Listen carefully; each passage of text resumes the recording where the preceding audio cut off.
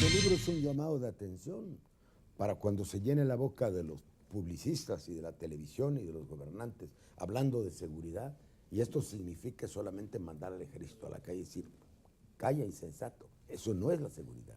Eso es lo que estamos haciendo dramáticamente por no tener seguridad. Lo que necesitamos es fomentar. Y para ti, ¿cuál sería hoy el problema más grave de la seguridad? La desigualdad, la seguridad alimentaria, ¿cuál sería el más grave? O los más graves. Hay muchos. Por ejemplo, el terrorismo yo no lo considero una preocupación de seguridad. Lo tenemos que tomar en cuenta por presiones de Estados Unidos. Pero hay cuestiones muy apremiantes en México. El problema alimentario, por ejemplo. ¿Hay terrorismo en México? El terrorismo es un método. Es un método, no es un fenómeno, sí. Y es la manifestación de problemas, ¿sí? Y yo pienso que algunas organizaciones del crimen organizado han recurrido al uso del terror. Pero eso no es lo mismo a que haya terrorismo. Esa es la conclusión. Yo creo que es importante. Que se llegó en Europa. Hay actos terroristas en todo tipo de fenómenos, en violencia intrafamiliar, hay amenazas, en luchas interétnicas, en revoluciones internas, en guerras civiles, en guerras internacionales.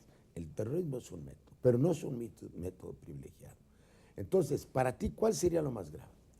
Para nuestro país, dadas sus condiciones de país en desarrollo, de país con recursos, ya decíamos, mal administrados, pero limitados finalmente, yo creo que es importante el tema sanitario, ¿sí? Ya tuvimos el asunto de la influenza H1N1 y vimos la poca preparación que teníamos, sin laboratorios para fabricar vacunas, por ejemplo, en nuestro país.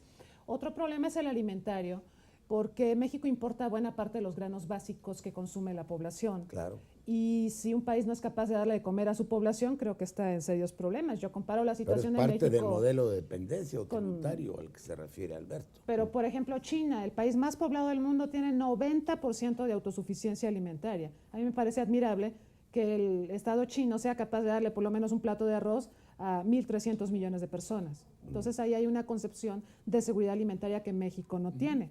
Si México llegara a tener... Pero se pactó alegremente con el Tratado de Libre Comercio. Con el Tratado de Libre Comercio, Salinas, pero que hay otro los factor. alimentos se produjeran allá y con lo que mandan los trabajadores aquí se compra. Eso. Fue deliberado, es que no es un accidente. Son varios factores. México exporta además, tiene lo de la agromaquila, exporta hortalizas, flores, frutas que se cotizan muy bien, pero el problema de granos básicos no ha recibido la atención que merece, y ahí además del modelo del Tratado de Libre Comercio de América del Norte está el quehacer cotidiano de las grandes transnacionales que dominan al sector agroalimentario a nivel mundial. Entonces, yo considero que es muy serio. Sí, es un problema muy serio. ¿Y tú qué verías como problemas mayores en este momento? No, sin duda alguna la pobreza y la marginación. Para mí esos son los dos. Y la desigualdad, ¿no? Bueno, y digamos en ese contexto la desigualdad.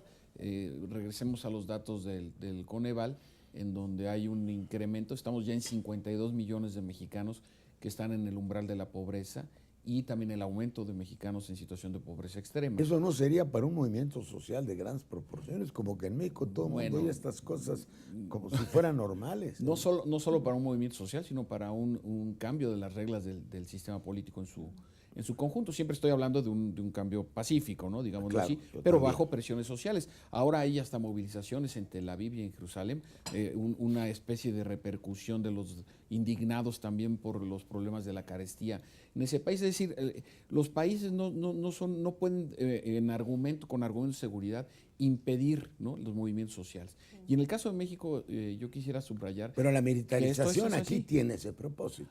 Yo creo que más bien el propósito es, en sentido estricto, enviar a las Fuerzas Armadas ante el colapso de la autoridad civil en materia de seguridad pública, ¿no?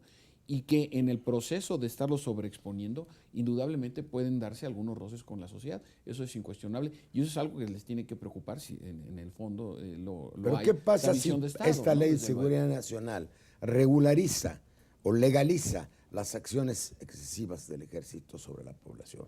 A mí me parece gravísimo. Yo creo que los movimientos de la calle es a lo primero que deberían dirigirse, que no pase esa ley de seguridad nacional. Bueno, como está redactada, por supuesto que no. Y qué bueno que tocas ese punto. La ley de seguridad nacional no es una ley para regular a las Fuerzas Armadas, es una ley para exigirle eficacia a la autoridad civil en materia de seguridad pública. Bueno, las Fuerzas Armadas tienen que ser la última. A mí me parece que hay un problema de concepción de fondo acá. Es decir, Lo que se está planteando en estas reformas es pasar exactamente al opuesto que planteaba Kant en el siglo XVIII de la paz perpetua. Lo que se está estableciendo es la guerra perpetua. Claro. Y de ahí viene además una guerra perpetua que no es la propia. De forma tal que aquí hay un error estratégico de origen, fundamental, porque además se hace contra los mandatos de la Constitución. La Constitución es muy clara. En tiempos de paz, la Fuerza Armada Permanente no tiene otras funciones que precisamente resguardar la soberanía nacional y la paz interior, pero no precisamente sustituir a las instituciones que deben de procurar y hacer justicia. El ejército no está facultado por la Constitución para llevar a cabo investigaciones de delitos, ni su persecución, ni hacer justicia. Aquí hay de facto una corrupción del sentido fundamental que establece la Constitución para la Fuerza Armada Permanente. Y no debe haber fuero militar en tiempos de paz. Esta ley que quieren imponer en la redacción actual tiene una especie de zona oscura donde no hay ni paz ni guerra. Trastoca la relación entre el poder civil y el poder militar. Pero sobre todo nos lleva y además por un camino de y además propicia la intervención. No, pero el fuero de guerra sí debe existir, en tiempos de paz también. Porque es una medida disciplinaria para los integrantes de las Fuerzas Armadas. Claro, pero no le llamamos fuero, le llamamos disciplina interna. Sí. Eso es un debate. O código de justicia militar. O código. Sí. Pero otra cuestión es, por ejemplo, cuando se vulneran derechos humanos que deben de ser precisamente sometidos a los tribunales civiles. Entonces, ¿cómo podría hacerse para una verdadera campaña en profundidad que la gente entendiera que vamos por un camino fatal, que estamos en un despeñadero, en un precipicio? ¿Qué podemos hacer con la sociedad? Necesitamos un proyecto de nación y sobre todo trabajar en el México que queremos en el mediano y en el largo plazo. Y sobre todo hacer sensible a la población respecto a que la seguridad es algo más que el ejército, algo más que la lucha contra el narcotráfico, algo más que la lucha contra los cárteles, que la seguridad es algo que está en sus vidas cotidianas. Y bueno, a partir de este reconocimiento de que es algo que está a la mano, que está formando parte de la cotidianidad, pues a partir de ahí sensibilizarlos respecto a la importancia de construir un proyecto de nación y sobre todo que haya continuidad en las políticas. Yo creo que algo que ha destruido mucho a nuestro país son políticas de sexenio. Tenemos planes nacionales de desarrollo, que son planes sexenales o quinquenales, como se les quiera ver, y bueno, finalmente son para lo cotidiano. Pero con variantes desde mediados de los 80 nos fuimos por un rumbo. Sí. Y ese rumbo fue la apertura de las fronteras indiscriminada, la precipitación libre. Sí. Fue un proyecto que sigue hasta ahora. Y se mantiene a pesar de los se cambios. mantiene a pesar de todos los cambios. Sí. Mejor administrado o peor administrado por el PRI o por el PAN, pero estos son 3 gobiernos del PRI, 2 del PAN los que han estado en ese proyecto, o 2 y medio y 1 3/4, ¿no? Pero entendemos que tendría que ser un proyecto diferente, un proyecto incluyente, un proyecto que tenemos la capacidad de negociar con los Estados Unidos, un gran amigo mío, un gran intelectual, Arturo Valenzuela, secretario del Departamento de Estado, declaró la semana pasada que quien quiera que gane en México o en los Estados Unidos, no hay mayores posibilidades de cambiar los patrones de la relación. Es una declaración muy grave. Bueno, ese es un dicho y un posicionamiento de una autoridad del gobierno estadounidense. Corresponde a los mexicanos decir qué es lo que nosotros queremos. Claro, ahora, nosotros sí tenemos un proyecto de nación. Lo que hemos pedido es el proyecto de desarrollo nacional. Porque como proyecto de nación, históricamente lo tenemos. Y somos una nación. Y nuestro proyecto no es disolvernos en una colonia con apartheid y un régimen policíaco-militar. Sí, y somos una nación con toda la capacidad y con toda la posibilidad de desarrollar un potencial extraordinario en todos los términos. Y este es el punto, porque creo que en México hemos invertido. Pensamos que la seguridad nos va a dar las condiciones del desarrollo. Y es justamente al revés. Las condiciones de desarrollo es lo que nos va a permitir tener el ambiente de seguridad que estamos buscando. Pero sin desarrollo no hay seguridad. Y en México, desde el gobierno, me parece, se ha enfocado más a la línea de que la seguridad nos va a proveer el desarrollo. Pero porque es la agenda de Estados Unidos. Lo importante es que la gente entienda que estamos hablando de consecuencias, no de causas. Todo esto viene de un patrón equivocado de conducta. Estamos corrigiendo los y del efectos, no de las soberanía causas económica. Tenemos que corregir las causas, no los efectos. Pues vamos al caso de la cuestión alimentaria. ¿Cómo es posible justificar que tengamos ese nivel de dependencia alimentaria del 42%, cuando tenemos 7 millones de hectáreas sin cultivar. ¿Cómo Cuando llegamos hasta solamente 3% de los campesinos tienen acceso al crédito. Cuando tenemos pérdida de 6 millones de empleos, muchos de los campesinos que han migrado a Porque Estados ese fue Unidos. el modelo. Entonces, es una decisión.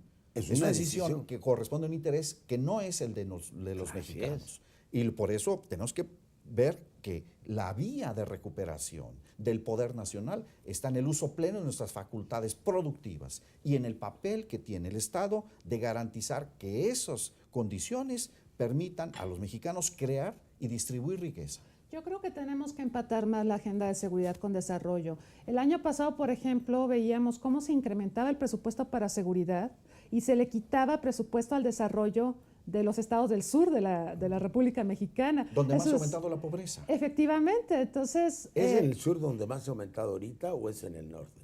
Proporcionalmente. Bueno, según los datos en general, en todos. Ah, bueno. En todos. Pero con un acento especial en estos lugares de los estados ahí del istmo. Pero entonces, si queremos más seguridad, tenemos que empatar. Yo sé que hay un desfase tremendo en el énfasis que se le da a la seguridad con su visión militarista restringida y el apoyo que se le da a, por ejemplo, objetivos de desarrollo. Hay que tratar de empatar más las agendas. ¿Queremos ser más seguros? Tenemos que ser más desarrollados. ¿Queremos ser más desarrollados? Tenemos que ser más seguros. No podemos divorciar una agenda de la Los otra. datos del Pero lo INEGI que lleva son la claves, prelación es el desarrollo Los datos del económico. INEGI son claves. Tamaulipas y Sinaloa son los estados que tuvieron más retroceso en su Producto Interno Bruto. Dos estados que están seriamente afectados por la ola de violencia. Es decir, Agobiados. claro que hay una relación entre desarrollo y seguridad. Claro, Entonces, claro. si nosotros invertimos el eje seguridad y desarrollo como precondición, a donde vamos es justamente a un estado de control, Claro. en donde primero controlamos al ciudadano para darle seguridad y luego creamos las condiciones de desarrollo.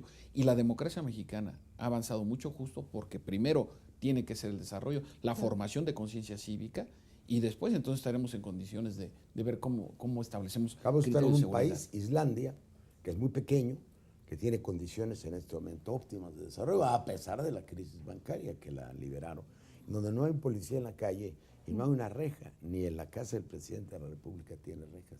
Entonces hay una sensación profunda de seguridad, que hay algo atrás en la civilidad, Prácticas sociales. en las prácticas Bienestar sociales. social.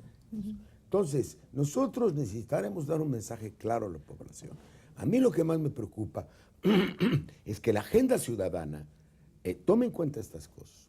No nada más la protesta por la protesta. Claro. Si nosotros no le explicamos a los movimientos sociales emergentes que se requiere cambiar el modelo de relación con América del Norte y se requieren cambiar los patrones que se han seguido hasta ahora, seguimos perdiendo el tiempo. ¿No piensan ustedes así? Y sufriendo las consecuencias de un grave deterioro humano, de pérdida de libertades, de soberanía y una violencia creciente e imparable. Reconstituyendo la naturaleza de nuestro proyecto de nación.